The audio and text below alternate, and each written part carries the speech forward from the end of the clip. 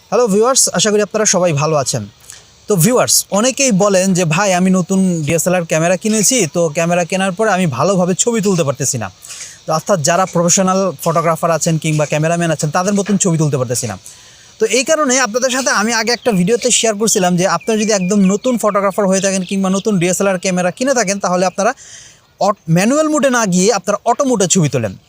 তো যাই হোক, অনেকেই হয়তো এটা ফলো করেন। তো ম্যানুয়াল মোডে ছবি তুললে কি হয় যে আপনার নিজের মতন তুলতে পারবেন, আর অটো মোডে তুলতে সেটা ক্যামেরা যেভাবে আপনাকে ছবিটা দিবে আপনাকে সেটা নিয়ে সন্তুষ্ট থাকতে হবে।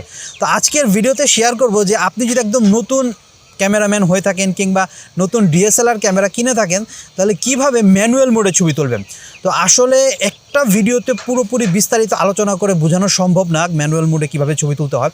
তো আমি আজকে বেসিক জিনিসগুলো আপনাদেরকে দেখিয়ে দেবো। তো এই বেসিক জিনিসগুলো মোটামুটি যদি আপনারা আয়ত্ত করতে পারেন, আর বাদবাকিগুলো আপনারা নিজের মধ্যে একটু একটু করে আস্তে আস্তে চর্চা করলে এতটুকু বলা যায় যে একসময় আপনি একজন প্রফেশনাল ফটোগ্রাফারের মতনই ছবি তুলতে পারবেন। তবে অবশ্যই বেসিক জিনিসগুলো জানতে হবে। আর আমি যদি পুরো বিস্তারিত আলোচনা করতে যাই তাহলে ভিডিও অনেক বড় হয়ে যাবে। এর জন্য আমি শুধু বেসিক যে জিনিসগুলো নতুনদের জন্য দরকার সেই জিনিসগুলোই আপনাদের সাথে শেয়ার করব। তো কথা না বাড়িয়ে চলুন ভিডিও শুরু করি। Hey guys, WhatsApp, welcome back to another new video. You are watching creative camera YouTube channel. I am your host and photographer or admin creative camera production house. তো ভিউয়ার্স, প্রথমেই বলে রাখি যে আমি আসলে আউটডোরে শুটিং করতেছি, অর্থাৎ ভিডিওটা করতেছি। তো অনেক নয়েজ আসতেছে বাইরে থেকে, বিভিন্ন কনস্ট্রাকশনের কাজ চলতেছে। আর সামনের 5 তারিখ অর্থাৎ আপনার জানুয়ারি মাসের 5 তারিখে আমাদের দেশে ইলেকশন হবে, ইলেকশনেরও ক্যাম্পাসিং চলতেছে আর কি, মানে মাইকিং বলতেছে। তো এই যে নয়েজগুলো আসতেছে এই নয়েজগুলো আপনারা একটু ইগনোর করবেন। তো দেখেন, এই আমার সামনে একটা ডিএসএলআর ক্যামেরা দেখতে পাচ্ছেন। তো আমি কি ক্যামেরাটা নিয়েছি এটা আগে আপনাদেরকে দেখাই। তো আমি ক্যামেরা নিয়েছি ক্যানন কোম্পানির 750D এবং লেন্স নিয়েছি আপনার 1855 কিট লেন্স, দেখতে পেতেছেন। তো আমি এই জিনিসটাই আপনাদেরকে দেখাবো যে যাতে আপনাদের বুঝতে সুবিধা হয়। কারণ 1855 কিট লেন্সটা এটা হইতেছে একদম বেসিক একটা লেন্স। আর এর পরবর্তীতে যখন আপনারা প্রফেশনাল লেন্সে যাবেন তখন আস্তে আস্তে প্রফেশনাল লেন্স দিয়ে কাজ করতে পারবেন। ক্যামেরাটা আমি অন করে নিলাম। তো আমার ক্যামেরাটা অন হয়ে গেছে। দেখেন, এটা কিন্তু এখন ম্যানুয়াল মোডে আছে। এই যে দেখেন, এই যে এখানে ডায়াল কিন্তু এই দেখছেন, ডায়াল ম্যানুয়াল মোডে আছে। তো দেখতে পেতেছেন এখানে আমার ফটো মোডে আছে ক্যামেরাটা। তো এখন আপনারা কি করবেন, যদি ম্যানুয়াল মোডে ছবি তুলতে চান তাহলে অবশ্যই আপনাকে ম্যানুয়াল মোডে নিয়ে নিতে হবে। এই যে দেখেন, আমি ম্যানুয়াল মোডে নিয়ে নিলাম। এখন আমার ক্যামেরাটা ম্যানুয়াল মোডে আছে। তো ম্যানুয়াল মোডে হওয়ার পরে আপনারা প্রথম যে কাজটা করবেন সেটা হচ্ছে আপনাদের আইএসও, শাটার স্পিড এবং অ্যাপারচার, এই 3টা জিনিস আগে সেটিং করে নিতে হবে। তো আপনি আগে প্রথমে একটু আপনার যে ভিউ মোডে চলে যাবেন। যাওয়ার পরে দেখবেন যে এটার আসলে কন্ডিশন কি অবস্থায় আছে, অর্থাৎ আপনার লাইটিংটা কীরকম আছে। তো দেখতে পেতেছেন যে আমাদের ক্যামেরার লাইটিং কিন্তু অনেক এক্সপোজার হয়ে গেছে, অর্থাৎ ভেতরের যেই আপনার আলোটা অতিরিক্ত আসতেছে। তো সেক্ষেত্রে আমাকে অবশ্যই এটার আইএসও কমায় নিতে হবে। তো আমি আইএসওটা কমায় নিচ্ছি। এই যে এখানে দেখতে পেতেছেন এই আইএসওটা আমি কমিয়ে 100 এনে নিচ্ছি। তো এখানে দেখেন আইএসও কিন্তু অটো আছে। অনেক ক্যামেরা আপনার যেসব প্রফেশনাল ক্যামেরা কিংবা আপনার সেমি প্রফেশনাল ক্যামেরা এখানে অটো দেওয়া থাকে। তো আপনারা অটো না দিয়ে 100 দিয়ে রাখবেন। আপনারা যখন আউটডোরে শুটিং করবেন অবশ্যই খেয়াল রাখবেন যাতে আপনার আইএসওটা 100 থাকে। আর যখন আপনি ইনডোরে অর্থাৎ ভেতরে যখন শুটিং করবেন কিংবা ভেতরে যখন ছবি তুলবেন তখন আপনার আইএসওটা আপনার 600 থেকে 800-র মধ্যে রাখবেন। যেহেতু আমি আউটডোরে শুটিং করতেছি কিংবা আউটডোরে ছবি তুলতেছি, তাই আমি আইএসওটা 100 দিয়ে দিলাম। তো দেখতে পেতেছেন আমার 100 দেওয়া আছে। তারপরেও দেখেন আগে কিন্তু আলোটা অনেক বেশি ছিল, তারপরে এখন কিন্তু আলোটা অতিরিক্ত লাগতেছে। তো এখন আমরা কি করব, এখন আমরা করব কি, এই যে শাটার স্পিডটা এটা একটু বাড়িয়ে দেব। তো যেহেতু আমার 50 আছে তা আমি একটু বাড়িয়ে দিলাম, বাড়িয়ে আমি 125-এ নিয়ে আসলাম। দেখেন ভিউয়ার্স, এখন কিন্তু মোটামুটি অনেকটা আগের চেয়ে একটু শার্পনেস হয়েছে, যদিও একটু লাইট কম হচ্ছে। তো আমি একটু বাড়িয়ে দিলাম, 100 করে দিলাম। 100 করে দেওয়ার পরে মোটামুটি আমার একটা ব্যালেন্স চলে আসছে, দেখতে পেতেছেন। তো এখন আমি অ্যাপারচারটা দেখব যে অ্যাপারচার, যাই হোক এটা আমার 3.5 সর্বনিম্ন আছে আর কি অ্যাপারচার। তো আমি একটু জুমটা যদি একটু আউট করে দেই তাহলে এই যে দেখতে পেতেছেন আমার অ্যাপারচারটা কিন্তু আর একটু কমতেছে। তো 3.5 আনা যাবে আর কি। এই দেখেন 3.5 আমি আনতে পারছি। তো দেখতে পেতেছেন। তো এখন গেল আমার বেসিক যেই 3টে অপশন সেটা করা হয়ে গেছে। তো এখন আমরা কি করব, তো দেখতে পেতেছেন এখানে দেখেন আমার কিন্তু প্রথমে যখন আমি ক্যামেরাটা অন করছিলাম, অন করার পরে দেখছিলেন আমার কিন্তু এক্সপোজার কিন্তু অনেক বেশি ছিল, আর এখন দেখেন এখন কিন্তু এক্সপোজার অনেকটাই কম, আর লাইটের যে কন্ডিশনটা সেটাও কিন্তু অনেক ভালো আসছে আগের চেয়ে। তো মোটামুটি আমার ক্যামেরাটা সেটিংসে চলে আসছে। এরপর আসতেছে আপনারা অন্যান্য যেই মুডগুলো আছে সেগুলো আপনারা ম্যানুয়ালভাবে ঠিক করে নেবেন। এই যে এখানে আমি ম্যানুয়ালভাবে ঠিক করে নিতেছি। তো আমি র ফরম্যাটে ছবি তুলব। যদি আপনারা ম্যানুয়াল মোডে ছবি তোলেন তাহলে অবশ্যই র ফরম্যাটে ছবি তুলবেন। র ফরম্যাটে ছবি তুললে কি হবে, আপনার ছবিটা যখন আপনি এডিটে নিয়ে যাবেন আপনার পিসিতে কিংবা আপনার মোবাইলে, তখন আপনারা আপনার মন মতন এটা এডিট করতে পারবেন। তো আমি র মোডেই নিয়ে নিচ্ছি। তো দেখতে পেয়েছেন আমি র মোডে নিয়ে নিছি। যদিও ফাইলের সাইজটা অনেক বড় হবে, বাট তারপর আপনি কাজ করে কিন্তু এটা মজা পাবেন। এরপর আপনারা দেখতে পাচ্ছেন পিকচার কোয়ালিটি। এই পিকচার কোয়ালিটিতে আপনারা যখন ক্লিক করবেন আপনারা এখানে একটা মোটামুটি একটা ধারণা নিতে পারবেন। ধারণা নেওয়ার পরে আপনারা বুঝতে পারবেন যে আপনার পিকচার কোয়ালিটিটা কোন মুডে আছে, অর্থাৎ এটা শার্পনেস, কন্ট্রোল, তারপর স্যাচুরেশন, কালার টোন এটা কীরকম আছে। এটা যদি আপনি মনে করেন যে না আপনি এটা আপনার মানে কমিয়ে বাড়িয়ে নিতে হবে, তাহলে সেই ক্ষেত্রে আপনারা এটা কমিয়ে বাড়িয়ে নিতে পারবেন। একটা জিনিস ভিউয়ার্স আগে বলে রাখি, এটা কিন্তু শুধু আপনারা যেসব আপনার সেমি প্রফেশনাল কিংবা আপনার প্রফেশনাল ক্যামেরা আছে এইসব ক্যামেরাতে পাবেন।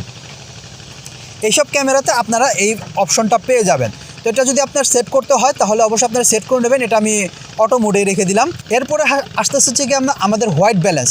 তো হোয়াইট ব্যালেন্স এখানে আমার সেট করা আছে, আর আপনারা আপনাদের কন্ডিশন অনুযায়ী অর্থাৎ কোথায় ছবি তুলতেছেন সেটা বুঝে আপনারা এখানে আপনার হোয়াইট ব্যালেন্সটা সেট করে দিবেন। তো আমার হোয়াইট ব্যালেন্স সেট করাই আছে। তো তারপরে আপনারা চাইলে আপনাদের নিজস্ব মতন ব্যক্তিগত মতন আপনারা হোয়াইট ব্যালেন্স মানে সেটিং করে নিতে পারবেন। তো এখানে আপনারা সেটিং করে নিতে পারবেন। তো আমার এটা দরকার নেই, তো আমি এটা ক্যান্সেল করে দিচ্ছি। তো আমি ব্যাকে চলে আসলাম। ব্যাকে চলে আসার পরে আপনারা তো এরপরে আসতেছে হচ্ছে গিয়ে আপনার অটো লাইট অপটিমাইজেশন। তো এটা আমার দরকার নেই। তো যেহেতু আমি এখন ডে লাইটে অর্থাৎ আউটডোরে ছবি তুলতেছি, তাই আমার ফ্ল্যাশেরও কোনো দরকার নেই। তো মোটামুটি আমাদের এই সবগুলো সেটিংস ওকে হয়ে গেছে। তো এরপরে আপনারা দেখতে পাচ্ছেন এক্সপোজার, কম্পোজার। তো এইখানে দেওয়ার পরে আপনারা চাইলে আপনাদের ক্যামেরার যদি দেখেন যে আপনার ব্রাইটনেসটা কম, অর্থাৎ যেখানে ছবিটা তুলতেছেন সেইখানে ব্রাইটনেস কম হলে আপনারা চাইলে এখানে ব্রাইটনেস আপনারা বাড়িয়ে দিতে পারবেন। এই যে দেখেন আমি বাড়িয়ে নিতেছি। তো যেহেতু আমার এটা দরকার নাই, আমার এটা সেটিং করাই আছে, তাই আপনারা আপনাদের মানে পছন্দ অনুযায়ী কিংবা আপনাদের কাজের অনুযায়ী আপনারা এটা ব্রাইটনেস কিংবা ডার্কনেস এটা কমিয়ে বাড়িয়ে নিতে পারবেন। তো এরপরে দেখতে পাচ্ছেন আপনার ফ্ল্যাশ এক্সপোজার, অর্থাৎ আপনারা ফ্ল্যাশটাকে কতটুক ব্রাইটনেসে রাখবেন, কতটুক ডার্কনেসে রাখবেন এটা চাইলে আপনারা কন্ট্রোল করে নেবেন। যদি এটা হচ্ছে আমার ইনডোরে যদি আমরা শ্যুট করি তখন আমাদের এটা দরকার পড়ে। তো মোটামুটি আমাদের সেটিং শেষ হয়ে গেছে। তো এরপর আপনারা দেখতে পাচ্ছেন ফোকাস পয়েন্ট, অর্থাৎ আপনারা চাইলে আপনাদের ফোকাসটা আপনারা সিলেক্ট করে নিতে পারবেন। এখানে ওয়ান শট ফোকাস, অর্থাৎ আপনার এক জায়গায় ফোকাস হবে। আর এটা চাইলে আপনারা হচ্ছে অল ফোকাস। আপনারা যদি দেখা যায় যে কোনো চলন্ত জিনিসের ছবি তুলতেছেন তখন কিন্তু আপনাদেরকে এই অল ফোকাসটা দিয়ে রাখতে হবে। আর যদি অল সার্ভো হয় তাহলে আপনার ইচ্ছা মতন, অর্থাৎ যে জায়গাটা আপনি সিলেক্ট করবেন ঠিক সেই জায়গার যে ফোকাস পয়েন্টগুলো থাকবে সেগুলাই কাজ করবে। তো এখানে আমার আপাতত ওয়ান ফোকাসই দরকার, তো আমি এটা ওয়ান ফোকাসই করে রাখলাম। তো ভিউয়ার্স মোটামুটি আমাদের এই সেটিংগুলো হয়ে গেছে। তো এরপরে আপনারা এইখানে নিচে আসলে একটি ডট চিহ্ন দেখবেন, এখানে ফোকাস পয়েন্টগুলো আপনি সিলেক্ট করে দিতে পারবেন। তো এখানে আপনার 3টা সিস্টেমে আপনি ফোকাস করতে পারবেন। এখানে একটা ওয়ান শট ফোকাস দেয়া আছে। তো চাইলে আপনারা এখানে আপনাদের যেই মানে আপনার যে জায়গাটা আপনি ফোকাস করতে চাইতেছেন চাইলে আপনারা সেই জায়গা অনুযায়ী আপনি আপনার যে জায়গার ছবিটা আপনি তুলতে যাচ্ছেন, অর্থাৎ আপনার সাবজেক্টটা যে জায়গায় আছে সেই জায়গায় আপনি নির্ধারণ করে এটা নির্বাচন করে দিতে পারবেন যে আপনি কোন জায়গায় এটা ফোকাস করবেন। তো এইভাবে ফোকাস করতে পারবেন।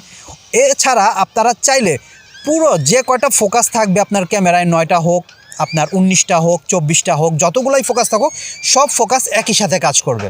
তো আমি ওয়ান ফোকাসই রাখলাম, অর্থাৎ আমার একটা ফোকাস হলে চলবে। পরবর্তীতে আমি যেটা দরকার আমি সেটাকে সিলেক্ট করে নেব। তো এরপরে আপনারা দেখতে পাচ্ছেন সিঙ্গেল শুটিং, অর্থাৎ অনেক সময় দেখা যায় যে আমাদের রানিং বস্তুর ছবি তুলতে হয় কিংবা চলন্ত কিছু ছবি তুলতে হয়, তখন কিন্তু আমাদের একটা স্ন্যাপে কাজ হয় না। তো সেক্ষেত্রে আমাদের কি করতে হয়, আমাদের বিভিন্ন ধরনের স্ন্যাপ নিতে হয়, কিংবা দেখা গেছে যে আপনি একা একা ছবি তুলতেছেন, সেক্ষেত্রেও আপনাদের বিভিন্ন ধরনের ক্যামেরা সেট করে ক্যামেরার লেন্সের সামনে গিয়ে তারপর আপনাদের ছবি তুলতে হয়। তো চাইলে আপনি যে অনুযায়ী যে সিচুয়েশনের ছবিটা তুলতেছেন সেই সিচুয়েশন অনুযায়ী আপনি এখানে সিলেক্ট করে দেবেন। তো যেহেতু আমি সিঙ্গেল শ্যুট করব, তাই আমি এখানে সিঙ্গেল শ্যুটই দিয়ে রাখলাম। তো এরপরে আমাদের যে রটা আমি তো এটা আগে সিলেক্ট করে দিয়েছি। তো মোটামুটি আমাদের ক্যামেরা অলরেডি সিলেক্ট হয়ে গেছে। তো আসেন এখন আগে একটা ছবি তুলে দেখি। তো এইখানে আসলে আমার একটু ব্রাইটনেসটা কমে গেছে, তো আমার একটু ব্রাইটনেসটা বাড়াইতে হবে। তো আমি একটু শাটার স্পিডটা বাড়াই দিলাম এবং আইএসওটা একটু বাড়াই দিলাম, 400 রাখলাম। তো দেখতে পেতেছেন মোটামুটি আমার ছবিটা এখন একটু আছে, যদিও আকাশের দিকের এক্সপোজারটা একটু বেড়ে গেছে। তো আমি 200 রাখলাম। যাই হোক, 200 রাখার পরে মোটামুটি একটা সুন্দর সিচুয়েশন অর্থাৎ ছবিটা সুন্দর আসছে। তো আমরা একটা স্ন্যাপ নিব। তো দেখতে পাচ্ছেন ভিউয়ার্স, আমাদের কিন্তু একটা স্ন্যাপ নেওয়া হয়ে গেছে এবং ছবিটা খুবই সুন্দর একটা ছবি আসছে। তো আপনাদেরকে রিভিউ করে দেখাই। তো দেখেন, দেখতে পেতেছেন, এই যে দেখেন ভিউয়ার্স, আমাদের ছবিটা কিন্তু যথেষ্ট পরিমাণ সুন্দর আসছে। আজকে চেষ্টা করলাম আপনাদের সাথে অটো মুডে না তুলে আপনার ম্যানুয়াল মুডে কিভাবে ছবি তুলবেন। তো আপনাদেরকে আবার দেখিয়ে দিচ্ছি, যদি আপনারা যে সিচুয়েশন আপনি ছবি তুলতেছেন যদি সিচুয়েশনটা ভালো থাকে, অর্থাৎ দেখা গেছে যে সেরকম ডার্কনেস নাই কিংবা আপনার মোটামুটি আলো ভালো আছে, তো আপনারা যখন আউটডোরে কোনো শুটিং করবেন, শুটিং করার ক্ষেত্রে অবশ্যই আপনাদের আইএসওটা 100 রাখবেন। আর অ্যাপারচারটা আপনার যে লেন্স, সেই লেন্সের অনুযায়ী, অর্থাৎ আমার যেহেতু এটা 18-55 কিট লেন্স, সেক্ষেত্রে আমি এখানে 3.5 ব্যবহার করতেছি। আর আপনাদের শাটার স্পিডটা এটা আপনি যখন ভালো লাইটিংয়ে উঠবেন কিংবা আপনার দেখা গেছে যে রোদ্রের আলোটা ভালো আছে, আউটডোরের মানে যেই লাইটিংয়ের অবস্থাটা ভালো আছে, সেক্ষেত্রে আপনারা 125 থেকে আপনার 200-র মধ্যে রাখবেন। এর মধ্যে রাখলে মোটামুটি একটা ভালোই পাবেন। এছাড়া যখন দেখবেন যে আপনার যদি লাইট কম হয়ে যায়, তাহলে সেক্ষেত্রে আপনারা কমিয়ে বাড়িয়ে নেবেন। তো ভিউয়ার্স, এখন একটা খুবই গুরুত্বপূর্ণ কথা বলি, সেটি হচ্ছে যে আমি এখানে ক্যাননের 750D ক্যামেরাটা ব্যবহার করছি।